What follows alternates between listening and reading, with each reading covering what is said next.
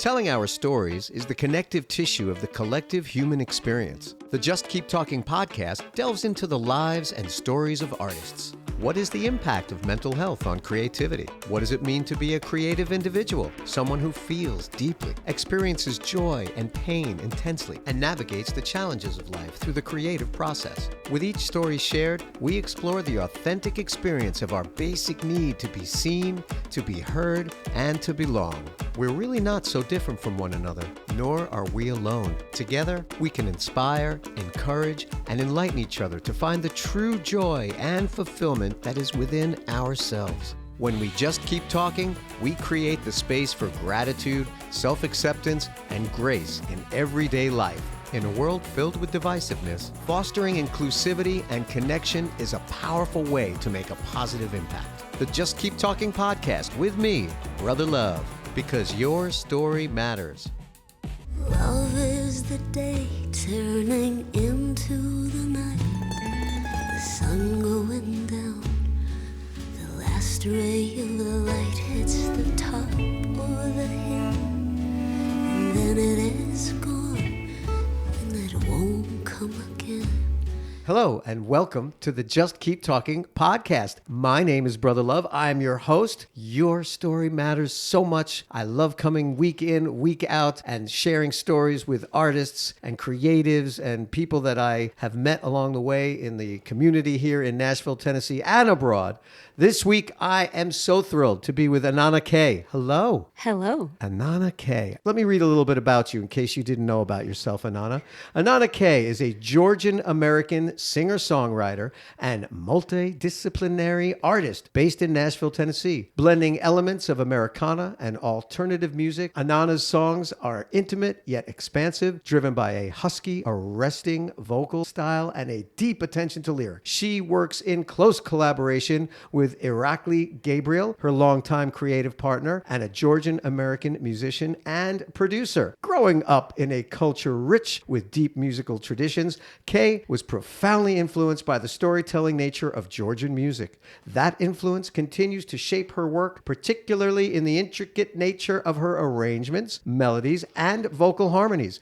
Anana released her debut EP, Sentient, in 2016, followed by her full-length album Detour in 2019. 2021 marked the release of Whispers and Sighs, a collaboration with Americana pioneer David Olney. Her recent work on the Waterboys record Life, Death, and Dennis Hopper alongside Bruce Springsteen and Fiona Apple was magnificent. You are also featured on Can't Steal My Fire with Steve Earle and Lucinda Williams. Your record is coming out, the new one, 2026, which is where we are now. The record is called Are You There? Your current single, There Is a War, a Leonard Cohen penned beautiful song, is out now. Congratulations. Hello. Thank you for having me in your home. There's the Google about you. Thank you so much. Right? That was wonderful. That was, right? That was me reading about what you wrote about you. Yes, I actually added the multidisciplinary artist because ChatGPT said so. Well, you are, because you are a musician, you are a singer, you're a songwriter. Piano is your instrument, correct? Piano's my instrument, and I do quite a bit of film stuff. Exactly. That's exactly. You do a lot of film. You are as much a visual artist as you are an oral artist. The sights and the sounds are what you give us. You are a fantastic talent. I'm shocked that we have not met sooner. We have friends that are in common, and I'm just so excited to get to know you just a little better, because I'll tell you what, Anana, you scare the hell out of me. Really? Yes. I scare myself too. Do you? Oh, yeah. Okay. So we met through a mutual friend, Madison Thorne, a photojournalist supreme, really. Excellence in her work in the community, both the music community, but also in the community of the world. She is out there doing tough work by capturing moments, whether it's in Minneapolis, Minnesota, all of the ice and the protests, to being in the legislative sessions right here in our community in Nashville, Tennessee, watching the supermajority pretty much walk all over people who would love to have more gun control, who would love to have a more say in who goes to school, which is immigrants. Yes, please. She is there documenting what is going on in our community and in this country and in the world. And she put us together, and I'm so happy for that. You are a musician. How long have you been in the United States? When I met you, you said you you were from Georgia, and I thought, you don't sound Southern at all. Well, that's the usual spiel. So every time somebody asks me where I'm from, my brain glitches because I don't know what route I should go about it. Right. Because I could start, hi, I'm Anana, I'm from Georgia. And then immediately, oh, you don't sound like you have a Southern accent. Right. And then in most cases, oh, Georgia, Russia. I'm like, no, not really. Right. We're an independent country. And then right now, it's also a, hot topic. So, and then there's another bit of confusion there because I say, oh, I'm from Georgia, from Eastern Europe. But really, we're not even Eastern Europe. We're Caucasian. You are. From the Caucasus Mountains. But imagine how weird it is when you meet somebody and they insist on being Caucasian. Right. That's tough. It's tough. And I just learned about that today. I just thought Eastern European. Is that fair? Is that a fair assessment? I think it's quite fair. I mean, Georgians are very confused about who we are. Right. But you've been an independent place for a long time. You've grappled with it like so many places in the region. You were under the thumb of the Soviet Union for a very long time. And what was it like growing up for you? What was your childhood like? Was it a free place? Was it not a free place? This is such a great question. I was born right after the Soviet Union collapsed. And the country in the 90s, I was born in 94, was not a fun place. I kind of grew up like in poverty. Everybody that I knew also grew up in poverty, without electricity, without running water. Really? So reading by the candlelight was a thing. I don't remember how old I was, but in 2003, we underwent a revolution, a rose revolution, and things kind of changed after that.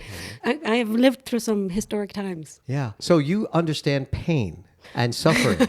I mean, I don't mean to be funny. We're getting right to it. Well, the reason why I say that is, and because when I said you kind of make me nervous or you scare me or I'm afraid of you, is because when I met you, I saw a depth in your eyes that I've only seen a few times, and it is always the same look from people from your part of the world. Yeah. I dated a woman from Moldavia many years ago, and she has the same eyes, the same basic sort of look. And I've met other people from Eastern Europe. I'm a descendant of Poland, Russia, Lithuania. I mean, these are my family roots. And there is just a history that I can see in your eyes. I don't want to jump to any conclusions like I know you or anything, because I don't know you at all, with the exception of, we've hung out a little bit. Yeah. You are a passionate person. I've seen you perform your music at the 5 Spot last year. You possess dark qualities in your music, dark qualities in your life. I love the fact that you are in touch with something that is way deeper than superficial things. You don't carry yourself with a dark, brooding nature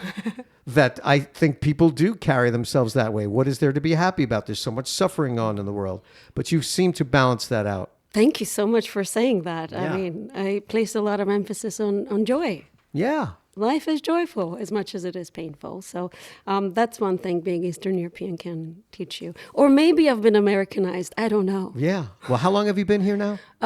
About 13 years. 13 years. Yeah. 13 years. What brought you here?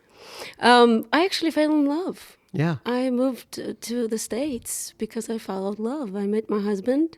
We met in Georgia, and he had been already living in the States for a while. So I moved here. We started making music, love and music. Did I pronounce his name correctly? It's Irakli? Irakli Gabriel. Yes. Yeah, he's a phenomenal musician, sweet man. And I think that's a beautiful story. You both are from there, and you're both here, and you see the world through a lens that you share. And it shows in the production of your music. It shows in the tone of your sound. And I love that you fuse East and Western cultures together. Oh, yeah. Thanks for picking that up. Absolutely. Well, Georgians are kind of, to begin with, confused about East and West because we're right in between Europe and Asia. So that dichotomy is there in our music, in our food. But how? Then Like, how? Yeah. Well, are you confused? I don't know if it. Yes, I'm an utterly confused individual. You say Georgians are confused. Are you confused?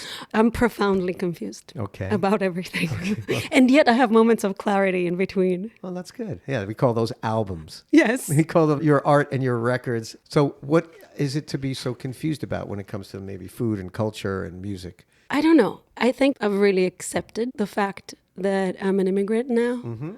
And that I'm not from one place in particular. Yeah. I've embraced the fact that every time I go home, I'm a foreigner. And every time I come back here, I'm a foreigner now. Wow. So it's sort of the always a stranger type of thing. Yeah. Which artists are inherently. So That's amazing. I guess so. Or we just feel at home wherever we are.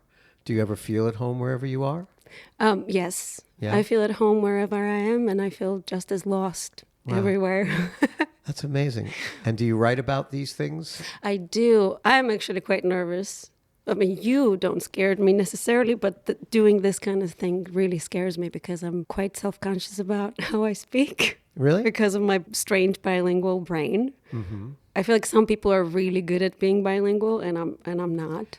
Really? Yeah. When did you learn English? I can't remember if I actually studied it, but it's mostly from music and films. Yeah. And then when I moved here, I was 19, 20, and it's like my personality changed all of a sudden. Because Really? I was somebody that was really good at Georgian, right? You have people that are good at English. Right. Like, I read a lot, I wrote essays. In Georgian, obviously. In Georgian. Yeah. And then I moved here, and obviously I was so happy to be doing music. But all of a sudden I couldn't express myself really well in English, in language. So I think my personality changed a little, and I had to like kind of simplify my own brain. Yeah. Because I just lacked the vocabulary. Sure. Well, And then years after, my English got better, and then my Georgian got worse. yeah.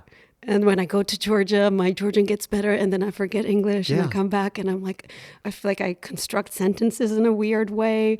I don't know. Some people are great at being bilingual. Yeah. I'm not. I get worse in one language when I get better in the other. I mean, it's totally not the same. But when I go back home to New York City, my accent, hey, what the heck are you talking about? Go to hell. Go fuck yourself. You know what I mean? Really? Yeah. It comes out very easily. And then I come here and I'm like, I don't really go that deep, but I could. Do people at home, when you go back to Georgia, do they sort of, mock you in a way? Like, oh, you sound so Nashville. You sound so American. Well, yeah. I mean, my sister was making fun of me a lot Yeah. because I had sort of an accent, but it's because I'm so self-conscious to like speak correctly. Language moves, right? I mean, the Georgian that I spoke when I was there has changed. I try to avoid using slangs or English words, and I'm too self-conscious, and I try to speak overly grammatically correct. And Yeah. I think that like trying too hard is what people pick up on, because they themselves speak with a lot of English words or Yeah. a lot of slangs and different language. I would like to talk a little bit about growing up. You said you were born Yes. into a world where you didn't have power or running water. Yes, no power or no running water. We heated, I remember kerosene lamps. That was a thing. Old school sort of stoves with wood that you would just burn wood. And that was a thing. I mean, it was definitely a harder time for my parents than for me because, childhood. Yeah. You don't really pick up on hardship the same way your parents do. Right. It's so funny because during the ice storm here, a lot of people didn't have electricity, and Yeah. some people had generators. And I remember like being a kid, and there's like 2 families in the whole town that had generators. Yeah. Like picking up, like, oh, jealous that some people have generators. Yeah. That was my childhood. Yeah. Yeah. Wow. So when did music come into your life, and how did it come into your life? It must have come through my life because my mom's singing. She was singing around the kitchen and singing a lot of Georgian hymns and church music. Could you sing something like that right now? Oh, right now? Is it putting you too much on the Oh, spot? if I could remember. Christe achst gam treti, sigdilita damtkunali. Amazing. Yeah. What did you just say? I think that was an Easter hymn. Yeah. Yeah? I mean, I don't think it is. It is an Easter hymn. Yeah. That's amazing. Yeah. Yeah. So when did you start playing piano? And I mean, were your parents supportive? You were listening to music. And obviously, you started playing somehow. You didn't have. Yeah. So you went from no water, no power to playing piano and singing Oh, yeah. and all I mean- that. So things changed. Pianos were a big part of every household. Like there was a piano in every household. Amazing. Yeah. So music was always something that a community gathered around. Mm-hmm. And Georgians are also very big on table traditions and food traditions. And we have a thing called supra, which is a table symposium kind of tradition where it's an hours long feast and you give toasts and speak poetically, and somebody always busts out a classical guitar and there's somebody sits at the piano and everybody sings together. We're very, very musical people. So there was that aspect. But also going to classical music school was a thing for girls. Oh, really? It's like boys was sent to do sports and girls were sent to music school. Really? Yeah. What music school did you go to, and how old were you? I was 7 years old when I started playing classical music. Wow. Yeah. What were you playing? I don't know. Do you I don't know, remember? some sonatas and On the piano. on the piano. Did you have a choice for instrument-wise, or did you gravitate towards the piano? I think I gravitated towards piano, and I had a beautiful teacher. She actually just passed away. Her name was Bella. Sorry. Oh. Beautiful, beautiful teacher. I think she kind of marked my life in a very important way because I did not enjoy music school. Why? Because it was one of those strict Soviet-style music schools. Okay. Where Hit you with a ruler? yeah, that was so I never had that. I never had that physical abuse because I had a lovely teacher, but I did not enjoy other sort of like music literature or solfeggio or dictation and things like that because the teachers were so strict. Wow.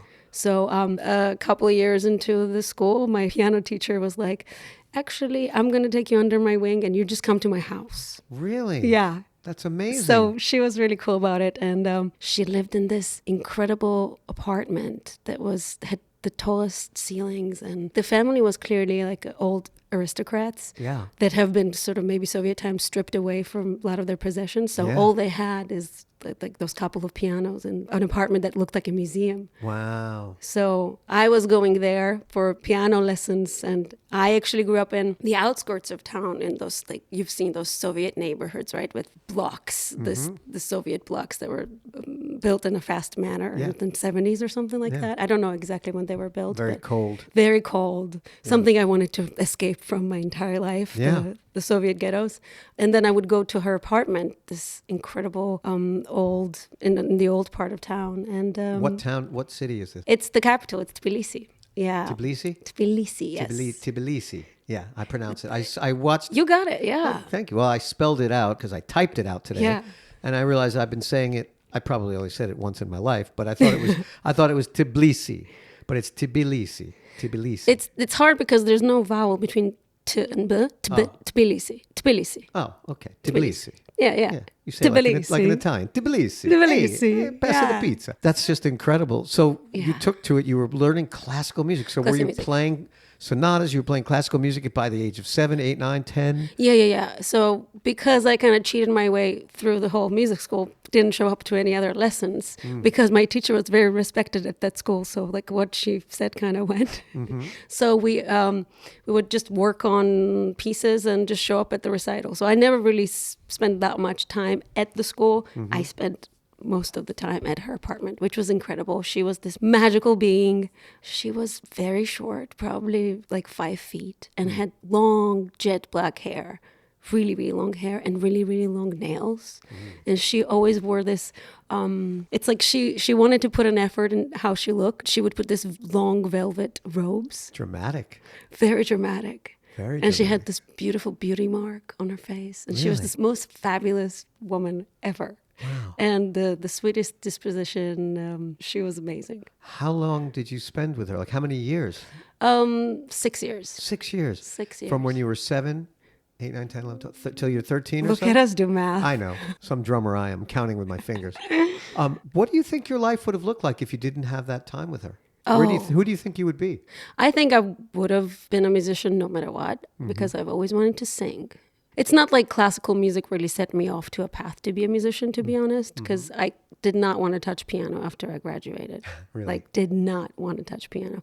And also, this is a lot of what's wrong with classical music and the way it's taught in places like where I grew up. The schools are so strict, and it's not like they break down music. Like, I did 6 years of classical music, and if you could ask me to like play 4 chords, I couldn't have done that. Like, I could have played you like Prokofiev or whatever, and then it was such an aha moment. You can write a song with 4 chords. Wow. Oh my goodness. Yeah. It was revolutionary. Yeah. Well, I love classical music. And you and I share a passion for a lot of the same music. And I love Russian music. I love Prokofiev and Rachmaninoff. And I never really played. I played piano for like a minute. I had an organ, like a plastic toy organ. And okay. Yeah. But people in the neighborhood growing up had like stand-up, shorter kind of like church organs in their homes, these beautiful organs. And I had like a keyboard that I wanted to know how it worked. So I took it all apart, all these keys, everything strewn about. And it was like a fan, a little fan. And I go, oh, that's how it works. That little plastic fan. And I just looked down at all of it and I thought, I can't put this back together. And I never played piano ever again. Oh my goodness. I just dumped it all in a plastic trash bag and just kind of hid it. I tried to hide it all from my Did you keep parents. the fan? No, it's in there somewhere. And I ended up playing drums. Let me hit something. I love it. Yeah. But I love studying classical music as an adult. And it was more just sort of a lot of history stuff. But I did look into studying some of it, composition and how things work. And I remembered there was a section where it explained how this Beatles song had the similar type of movement in it as this Beethoven piece.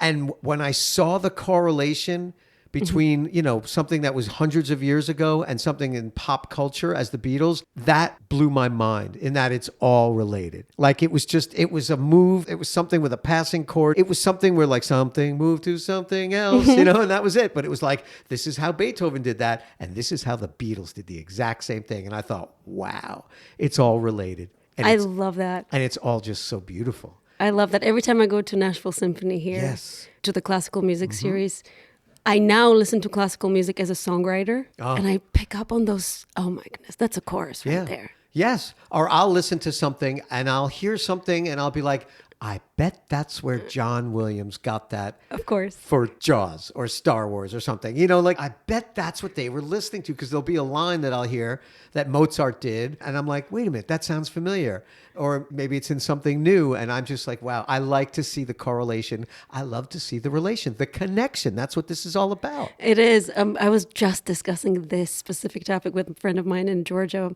And we were saying, like, the better you get as an artist, the more you identify what was inspired by what. Absolutely. Yes, I love that too. I'll say, I think they were listening to something, whatever it is. And my friend will be like, I don't know what you're talking about. It's a Madonna song. I'm like, no, but listen to this melody. Doesn't this sound like, Chic from 1973? And I'm not even saying rip off. I'm just saying inspired by. Yeah. Because we are a product of influences. We're a gumbo. Everything we absorb it and it comes out how it comes out.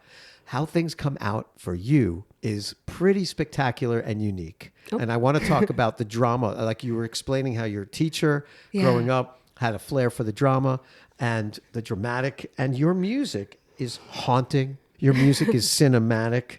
You have a Kate Bush thing going on. Oh, thanks for picking that up. I love her. You make sad cool again. Oh. Yes. You blend East and West. You wished me happy birthday last year. You said something that I thought was really great, and I picked up on it and reminded myself today. You wished me happy birthday, or quote, the anniversary of your sorrow, as Greta Garbo said. And I thought, you are so dark. I just love you. I love you. You're just wonderful. Greta Garbo, for those of you who don't know, was a Swedish-American actress and a Hollywood icon during the golden age of movie making. She was known for her mysterious allure, natural beauty, captivating, enigmatic screen presence, marked by intense eyes and subtle performances that conveyed deep emotion, making her an icon of mystery and the glamour in Hollywood's golden age. She was in movies Anna Christie, Grand Hotel, and these are movies in the 30s. The way you described your teacher reminded me a little of Greta Garbo. Oh, yeah. Your music is like noir, right? There's something... Oh, yeah. It's not to say that your music sounds like it was written and created in 1930 or the 30s. Your music is current and it sounds like today, but there is something very noir about it. And I looked it up and I didn't know if there was such a title, music noir. And music noir, according to the internet, generally refers to a dark, moody, and atmospheric style inspired by film noir soundtracks, often characterized by slow jazz or dark jazz, or doom jazz and melancholic tones. It evokes a sense of mystery, sensuality, and urban melancholy, sometimes blended with electronic or no-wave influences. That is you. I heard urban melancholy. Yes. That's very me. That's you. Yeah. Exactly. I've seen you perform. You were very cinematic and you were very much emotive of dark and light and shades and nuance. And the songs are great. The show was great. And this makes sense. You are noir as it gets. What is it about all of this that speaks to Anana Kaye? Oh my goodness, I need a couch here and I'll just lie down and we can therapize. This here. is wonderful. I love it. I'm here. I think it's the embracing of loneliness. I mean, speaking of urban melancholy. So Greta Garbo, many things made her special, but she sort of walked away from her career and disappeared. And there was actually a verb in English, garbo watching. It was spotting Greta Garbo. Wow. And Van Morrison has an incredible song called Just Like Greta, just like Greta Garbo. I just want to be alone. Wow. So I don't know. I just thought that line of hers about the birthday was so catchy. Yeah. But you said music noir. You kind of maybe solved my dilemma because I can never answer what genre the music that I'm making is because I think my brain just wants to rebel against the entire concept of genre itself. Yes. It's hard. I get it. People, I'm in a band, Them Vibes. Yes. What is Them Vibes? Well, we're a rock and roll band. We're funky. We're groovy. So it's funk, it's soul, it's rock and roll. It's hard to answer that. It's this, it's that. It's Americana. We even have a song that sounds country. And then we have heavier songs that could be hard rock. Very difficult to answer. Well, I heard that Rodney Crowell came up with the term Americana to answer that question, that everything that wasn't strictly blues or jazz or rock could have been placed under that umbrella term of Americana. Right. And then years later, Americana is a specific genre now. Right, exactly, yes. And you are considered a bit of an Americana artist. I'm an immigrant Americana. I mean, we made the album with David Olney, which you mentioned, Yes. Whispers and Sighs, which was categorized as Americana, but that also had classical music elements. And Yeah. I wonder where this categorization of music started. Did it start with radio stations, where people had to put records on the shelf and just mark them? Well, people want to be informed. It's interesting. If you tell somebody what something is, they'll believe it. I mean, look at the place we live in now in America, right? If the powers that be told us that vanilla was actually chocolate and chocolate was actually vanilla, you would have a lot of people in America believe it. We really do want to believe what we're told because guess what? We don't know everything. The problem is these days is that we think we have to know everything. And so in having to know everything, that means we have to fight somebody else to prove that we know everything, right? That's where we are right now. How about I don't know everything? I'm figuring it out and I can't answer your question because I don't have the answer. That doesn't make me less. That doesn't make me stupid. It doesn't make me small. It just makes me not know. And that's okay. You trying to figure out how to explain, you just want somebody who's going to come and see your show or click Anana Kaye on Apple or Spotify or whatever. This is what you're getting into. Right? That's all. Like a movie, okay? Is it horror? Then I know what I'm doing. If you didn't tell me and I was afraid of blood and guts and gore, I'd walk in and be like, oh my God, I thought Jaws was a comedy, right? I mean, who knows? It could be, but you see the poster and we know what we're doing. So genre is helpful, but it's also caging, right? Mm-hmm. It's a box that we put ourselves in because then there are people who decide, I can't get out of that. Right? If all you were was musical noir, then if all of a sudden you wrote a happy song, which I know you have, I've heard them, you might not be able... I don't remember them. Well, it's not like happy birthday. You know, your type of happiness from a sad place is a different kind of happiness, okay? You know, that's what we call melancholy, right? But I mean, you wouldn't put yourself into a corner and say, I could never be a happy artist. You just wouldn't do that because that would stifle yourself. Yeah. So your music and your art is something that is an extension of you, and it's impressive, very much so. Who are your contemporaries that understand what you do and that you work with besides your husband? Who are my contemporaries? Yeah, well, I'll tell you who they are. David Olney.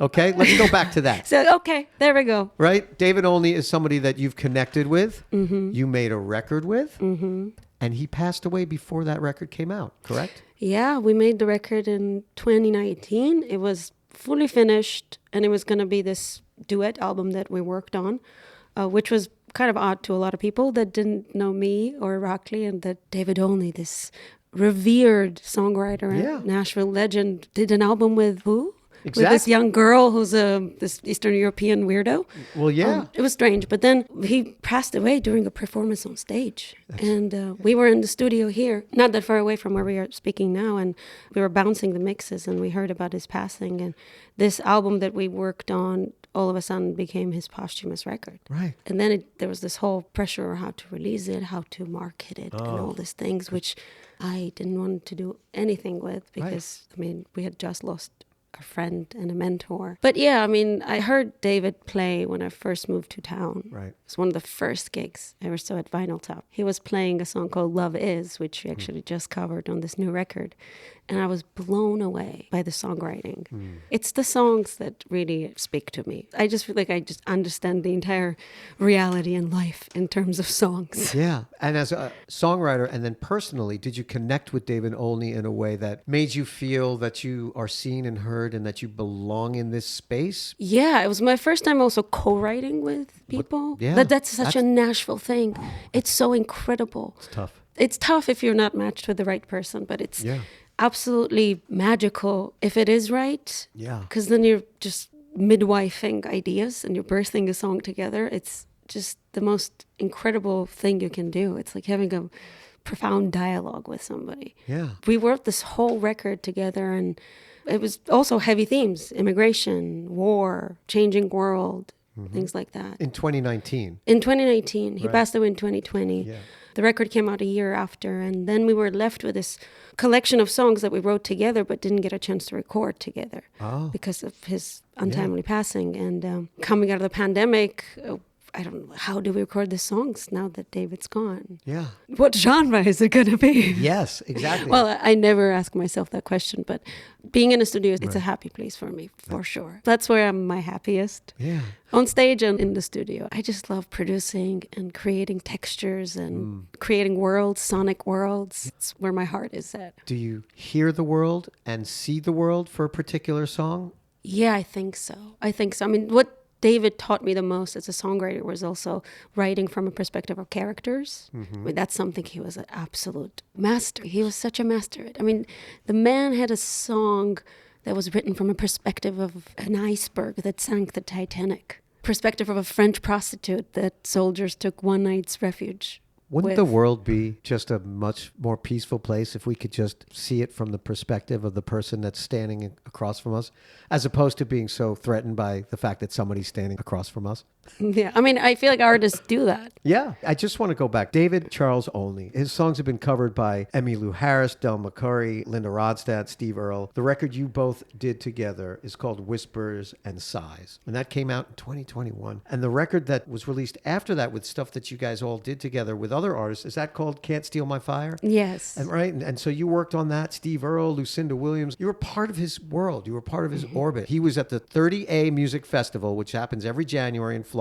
And I believe it was the third song in. He, from what I gathered, said he apologized. He said, "I'm sorry." And he closed his eyes and was gone. And I remember when that happened, I didn't know you, but what a heavy hit. But he did what he loves to do. Yeah. And I think it's incredible. And I'd like to go back to the song Love Is that he wrote with Kim Ritchie, which is one of my heroes. I love Kim Ritchie. These are like the Nashville treasures. These are the Mount Rushmore of songwriters. These are the folks that really created Americana music. And you put this song out about a year ago. Was it Valentine's? It was on Valentine's Day yeah. in 2025. This particular song, Love Is, you created a video that was stunning, spectacular. And I remember that was the first thing that I watched after I met you. And I thought, oh my goodness, this is somebody who cares and is passionate. The lyrics of this song, love is an accident waiting to happen. If you don't watch your step, you'll fall in the trap, and you won't know what hit you till you feel the ache, and the night lasts forever, and you lie awake. Love is a joke in a second-rate comedy. Love is the sickness. Love is the remedy. A glorious triumph, a shameful disaster. Love is the one thing that's worth going after. My goodness. Love is a miracle that doesn't seem real. It's the camel you ride through the eye of the needle, a wild desperado breaking all laws. Love is the reason, love is the cause. It's amazing, It's isn't amazing. it? There's and it's another also verse. hard to not sing it Yeah. into a melody. Yeah. There was one more verse in there, but you get the point. You did it such justice. You absolutely, and I hate to say the way the kids are saying, you crushed it. It was beautiful. And what was it like to record that song after he had passed away? We recorded that at 4115, which is a beautiful studio in town, and our friend Charlie Chamberlain, who produced the entire record, did that song as well. I was insistent on putting an Armenian duduk on it, which is one of the world's oldest instruments. It's a double reed instrument, and it's a very Tbilisi instrument, a city where I grew up in. It was also one of the songs where I just did 2 vocal passes, and that was it. Usually I really do like to take my time with vocal production and, very maximalist here and Kate Bushy and everything. But this one was just very simple, just a couple of takes, and that was it. Thank you for liking the music video. I shot it and also in Tbilisi at this amusement park, which I grew up playing at when I was a kid. And it's still around. It has the same rides. I got up on top of this Ferris wheel that it's absolutely unsafe. I mean, there's no seat belts on that one. But it was beautiful. We just showed up, my sister and I, with a camera, and these people that run the Ferris wheel or the toy train, the kids train, they were so sweet. And it was just, love was in the air at that park. They were like, yeah, do you want us to stop the Ferris wheel right as you get on top so you can get your shot? Wow. It was just beautiful. I loved it. And the park was also built by a person for his wife as a gesture of love. So it was very emblematic of the whole song. Yeah. Well, I remember texting you. We had a whole conversation about this because I love these instruments and I didn't know what they were. I mean, I'm like, I know there's a stringed instrument and it's kind of like an oud, but it's not an oud. An oud is a traditional lute type of stringed instrument from the Middle East. And you said it's pronounce it? Duduk. Well, the duduk is I like saying it. Duduk is the wind. It's a fun word to That's say. the wind instrument, right? The duduk is the wind instrument, right? And that's, I believe it might be Armenian in origin. You guys It's Armenian in origin, but good. Tbilisi was... I don't want to make you guys fight between the Armenians well, we and the do Georgians. about everything. Do you? Everything. Absolutely everything. Are you It's like- bordered with Armenia? Yes. Are you yes. friendly with Armenians?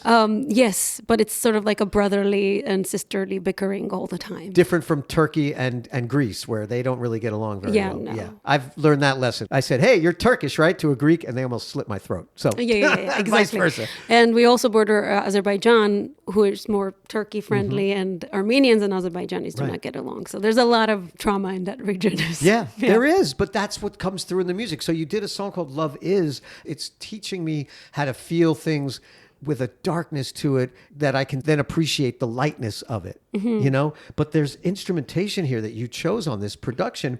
So the stringed instrument, is it chonjuri or kanjuri? And Chongori, yeah. Chongori Panduri.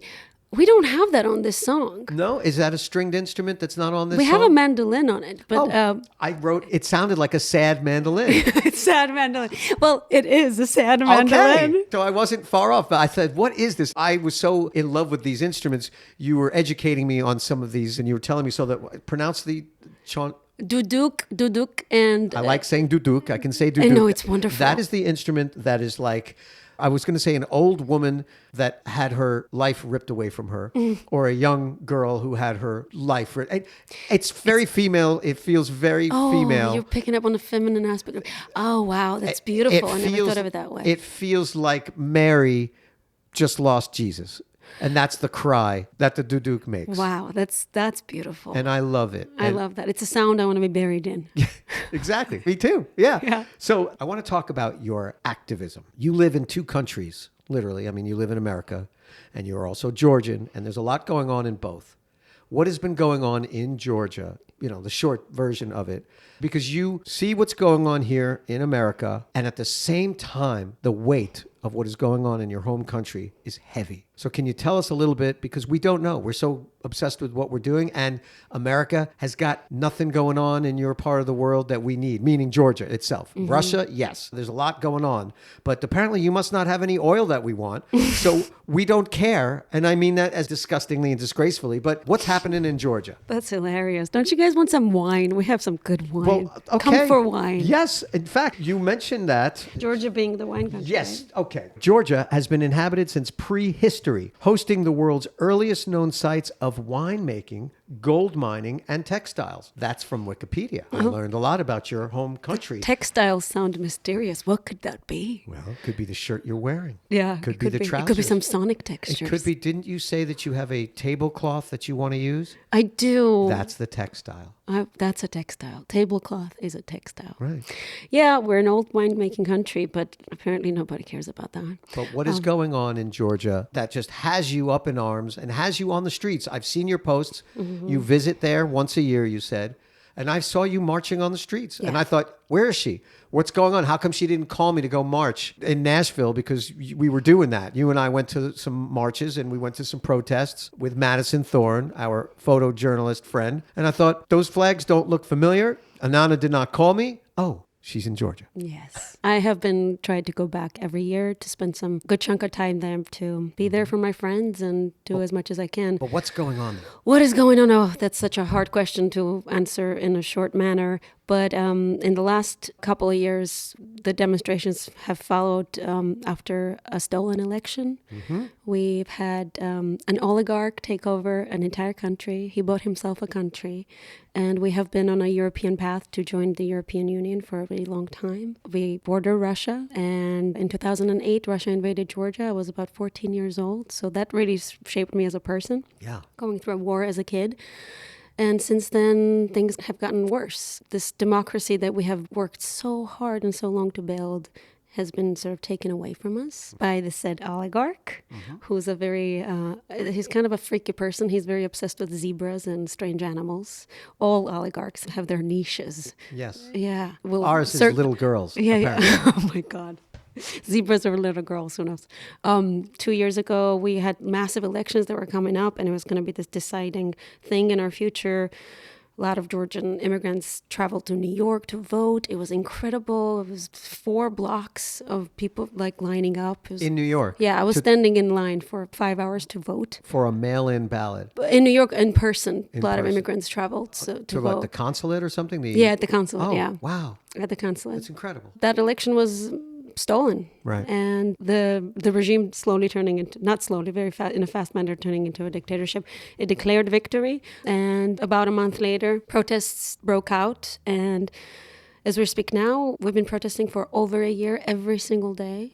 Every single day. And there have been something that we refer to now as fighting days, where there were masses and masses of people on the street. Special forces would come out and they would attack the people with tear gas, water cannons. 2 years later, we find out that those water cannons were mixed with a World War I chemical called camite.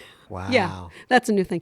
But here's what Georgians do. I was there a month ago, and there's a bar that serves cocktail called camite. What's the word? Can you spell that word? Camite. It's a catchy name for a cocktail. Yes. So we're kind of humorous about a lot of it. So yeah, our democracy has disappeared. Most of my friends have lost their jobs and work, and we have more political prisoners per capita than Russia.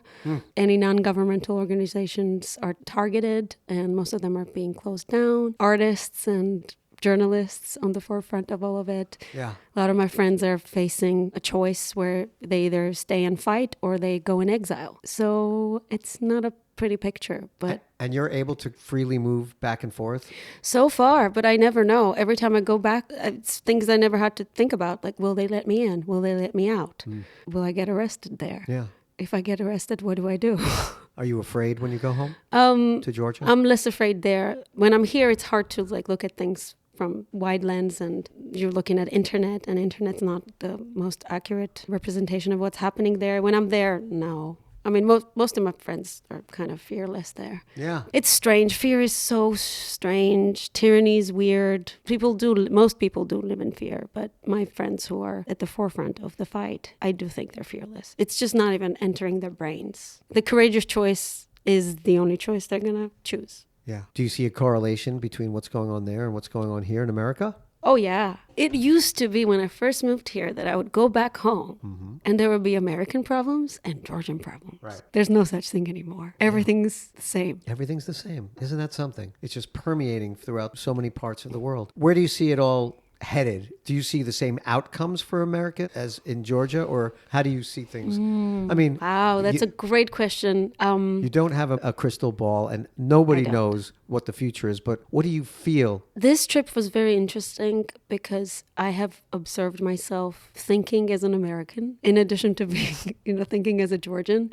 You can write songs just like that from these perspectives. Thanks, David Olney. Thank you, David Olney. But go on. I don't have a crystal ball, and I've sort of stopped thinking about the future. I feel like if I've been taught anything in the last couple of years is that it's what you do now that matters.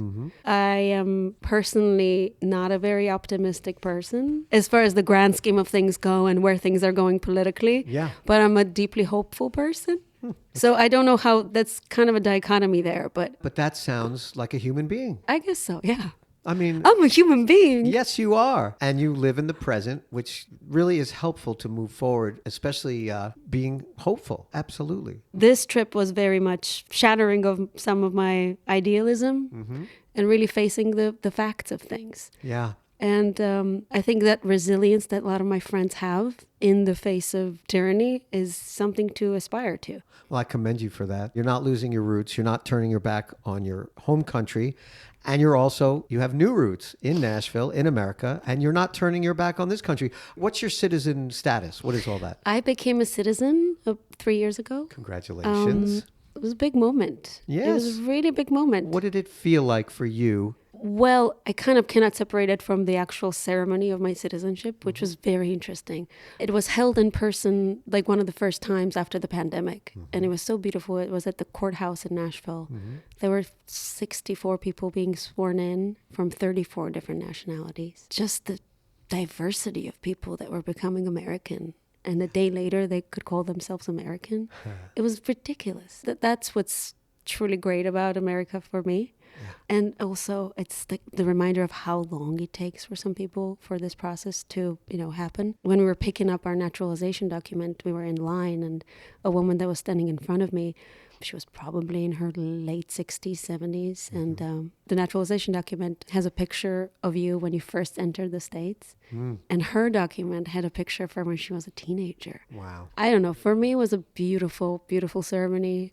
The judge was so cool. He talked to us about the duties of being an American and a citizen, that we have to vote every single time, and about jury duty. Jury duty, yeah. Oh, I yeah. must be the only person who's excited about jury duty. He really sold me on it. I did jury duty, and I was upset that I was an alternate, and then thankfully somebody got sick, so I could be on the jury. So you were excited. You was you great. like this? Yeah. I've been dreaming about that day. I'm waiting for that piece of mail to come in. It was like the littlest bit of crack that this guy had, and they really worked hard. You have to reasonable doubt. You have to have just enough doubt. Okay, then you'd let the person off. And the way the drug culture is now, it's just sort of ridiculous that that this even went to trial. And there was no way I was going to say that this person should go to jail for the idiot's little bit. He clearly wasn't even the dealer. He got caught in the wrong place. Shouldn't do crack anyway because it'll kill you. And it's terrible and all that. But I loved jury duty. In fact, I loved it until I got sick. So I did jury duty in Jamaica, Queens. I'm from Queens, New York. And I was in Jamaica, Queens. And I remember getting off for lunch. And there was a hot dog stand outside, okay? Dirty water dogs is what we call them, all right? So you know what a hot dog stand is? Oh, yeah. You I know lived it. in New York. Of course you did. Yeah. Oh, that's right. Do you still have a 646 area code? I do. You do, right? Yeah. That's what, when I saw that, I said, I'm not giving away your number, but I thought, wait, I forgot. You were a New Yorker as well. That's how cool you are. And I remembered there was a hot dog stand outside of the courthouse. And I said, oh, this is great. And I was like, you know what, though? The picture of the sausage and peppers looks really good. And I said, I'll take the sausage and peppers. And he was kind of like Apu from The Simpsons. He was like, you really want the hot dog? And I said, no, man, I want the sausage and peppers. It looks good. And he goes, I think the hot dog would be better. And I'm doing I'm impersonating and, because that's what I do. But I said, no, man, give me that sausage. I got hepatitis A like a week later. Like literally, it was because what I ate looked like from The Simpsons. Like Homer Simpson will eat a hot dog that was in the case that looked like it had hair on it and everything. And Apu was like, no, you don't want that. You want this. So this was like directly from a cartoon that I had watched and did not learn any of the lessons of that cartoon. I got the good hepatitis A, which basically makes your poop turn white. You got to appreciate your bodily functions. My poop was white. My urine, my pee was Coca-Cola colored, and I was jaundiced. I was green and yellow, and it was a mess. So I had the good hepatitis. So jury duty was great up until that, and I interject your story of becoming an American. But hey, you too could get the good hepatitis A if you go to jury duty and just have the hot dog. Don't have the Hot sausage. dog. Yeah. Go to your halal stand. That was my New York choice Exactly. of food. Always. Always. You can't say he didn't warn you. He did warn me. Absolutely. Like a good American warned another good American, doing my duty as a jury. Now that's a song I want to write. The Good American, about the new pope. Good American. The theory, my theory at least, is that he was selected to be the new pope because the world needed a good American. That's beautiful. Yeah, I have so many songs in my head. Yeah. But yeah, I was obsessed by the film 12 Angry Men. 12 Angry Men. Yeah, and I'm determined to be the 13th angry woman in the corner that comes in at the end of the movie. And does what? What does the 13th angry woman do and say? Right, in the context of where we are right now. In this world. Well, just like the movie, I would probably come up, bring out the prejudices people have within themselves that would wrongly condemn the person. Are you seeking justice in this life? Yeah, what else is there to live for? It's justice, wisdom, moderation. Look at you. The cardinal virtues. They are, but not everyone aspires And to courage. them. And courage. Yeah. That's beautiful. Justice is hard to define. It is hard. And all of these cardinal virtues are available to us now through your new music, which we will discuss. Am I promoting virtues with my music? Yes, virtues with your music. Your latest single, There Is a War, which is a Leonard Cohen penned song from 1974. There is a war between the rich and poor, a war between the man and the woman. There is a war between the ones who say there is a war and the ones who say there isn't. Why don't you come on back to the war? That's right. Get in it. Why don't you come back to the war? It's just the beginning. This song I'd never heard before. It's gorgeous. Your interpretation of it is so wonderful. And I love that you changed a lyric. There's a stanza in here that says, "You cannot stand what I've become. You much prefer the gentleman I was before." And you wrote, "You cannot stand what I've become. You much prefer the little girl I was before. I was so easy to defeat. I was so easy to control. I didn't even know there was a war." You really brought that song to life. It's from your upcoming record, Are You There?, which is released soon. Yeah, in about a month. Yeah, that's an intense song, isn't it? You got some good love on this song.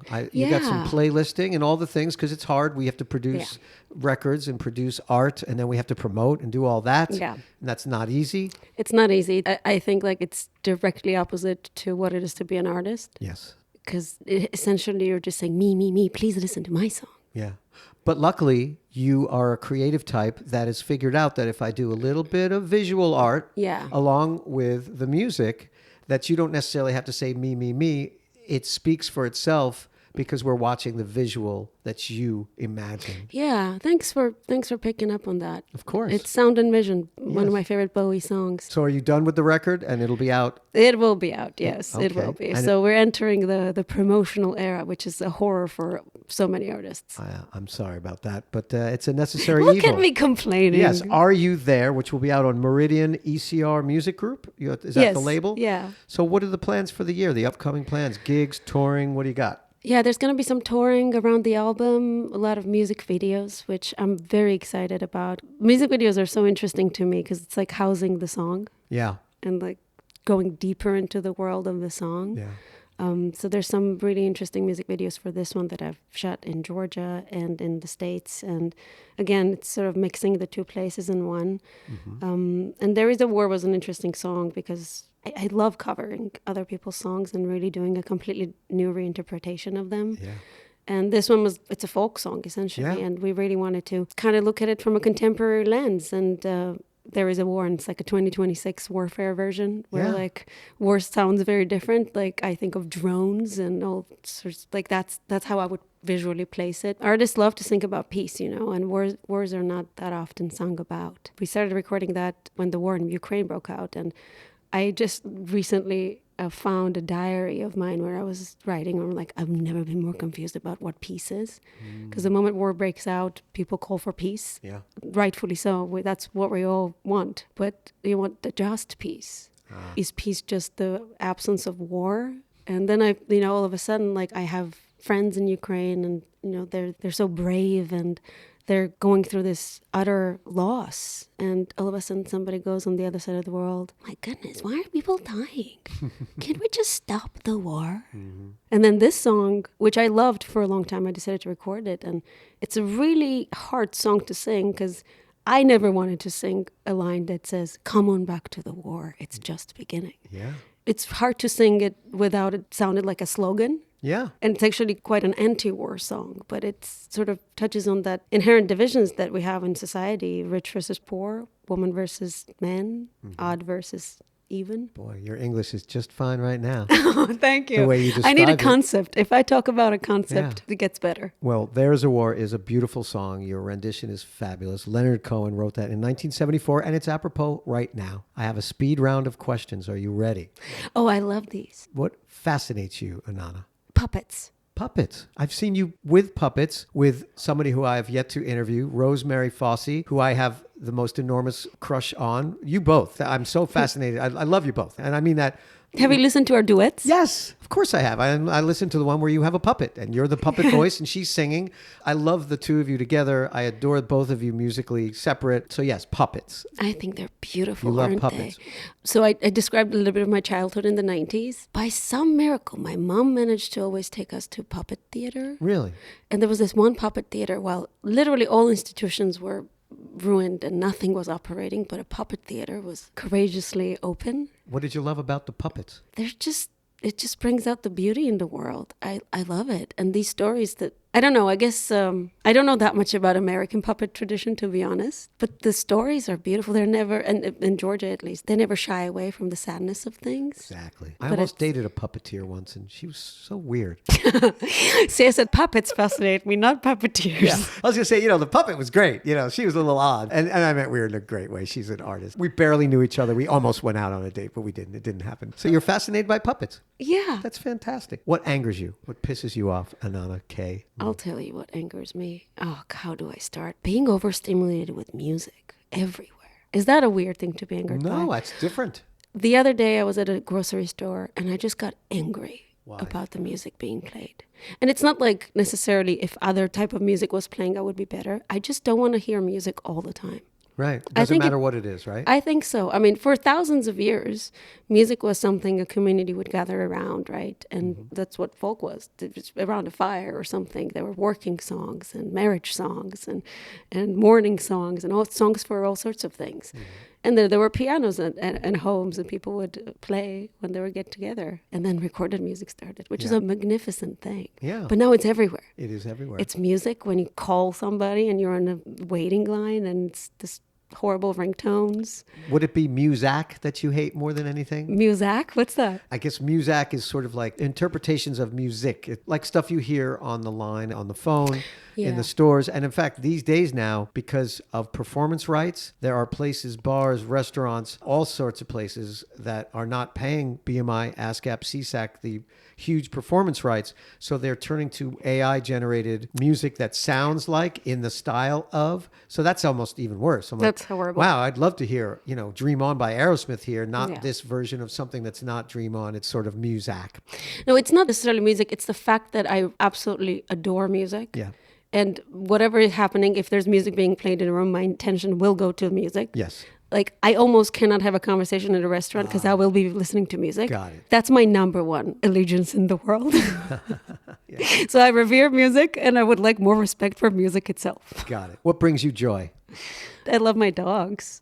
Everything brings me joy. Really? I cry all the time these days because I find things so beautiful and joyful. I feel like the scarier the world gets, the more I appreciate the world. That's beautiful. If you had a magic wand and you could change or fix anything to your liking, my magic wand, I'm Anana, I'm here, I'm changing this, fixing it, what would it be? Can I ask you that question first? I'm just curious what you would change. Gosh, if I had a magic wand, people to be just kinder to each other, that people would really listen. I think listening is the greatest gift, and not feel that we need an enemy in order to feel empowered. We don't need to appear powerful or act powerful in order to be empowered. There's a distinction. I like that. I really like And that. that's what I would Yeah, I change. could get behind that. Kindness is so beautiful. Yeah. I think It's your people magic wand, though. You can't take my magic wand. You could have the exact same thing, but if you had a magic wand, If I had a magic wand, I think if people practice what they preach, that would be wonderful. right? Integrity, keep their word. Integrity, because there are some awful people in this world, Mm-hmm. but most of the people are beautiful, aren't they? And they're just so wrapped up in their own illusions and fears. Yes, aren't we all? We are. Yeah. Okay. This is the hard question. Toilet paper, over or under? Definitely over. Thank you. Oh. Definitely over. You know how many nut jobs are out there that are like under or don't care? And I got news for you, folks. I ask this question to every guest. And you know what I go home to at my house? My wife, I don't let her do laundry and I don't let her touch the toilet paper or buy it because she doesn't buy the right stuff. It's got to be tough and strong. She put the toilet paper under. I thought, oh my goodness gracious. But does it depend on the color of your poop? Because if you have hepatitis A, do you go under? I don't think that matters. No, I'm not even. Are you kidding me? If I had hepatitis A and I have white poop, it doesn't matter. I'm not even thinking about it. It doesn't matter. I'm using paper towels. I don't know what I'm doing. But my wife put the toilet paper under. She put it under. And See, I don't think you care about this issue enough. I do Because if care. you had a magic wand, you would eliminate this issue. And No. you chose not to. I can't use my magic wand on something so trite. But one thing that's not trite is Anana Kaye. She's very serious, very joyful, very joyous, and very loving. You have a new record coming out. Are you there? You have tour dates. I know they are on your website. How do we get in touch with you? How do we find you? You play music. You create this music. You produce it. You are also a videographer. You create videos. You're visual. You're audio. How do we get in touch with you? How do we find you? I think ananakaye.com is a good place. It's our website, and everything's on there. And of course, pick your drug of choice, social media wise. Yes. Instagram, Facebook. That's great. I'm on all of it. That's awesome. Anana Kaye, thank you for being on the Just Keep Talking podcast. I really appreciate your time and I appreciate your art. My name is Brother Love. Your story matters. And until next time, we'll see you soon. Bye-bye. You can personally support this show simply by clicking the tip link in the show notes. The Just Keep Talking podcast is now available on all podcast platforms. Please like, share, and subscribe. Visit our website at justkeeptalking.com, our YouTube channel at Just Keep Talking Podcast, and Instagram at The Just Keep Talking Podcast. We all just want to be seen, to be heard, and to belong. Thank you so much for supporting my mission and the Just Keep Talking Podcast with me, Brother Love, because your story matters.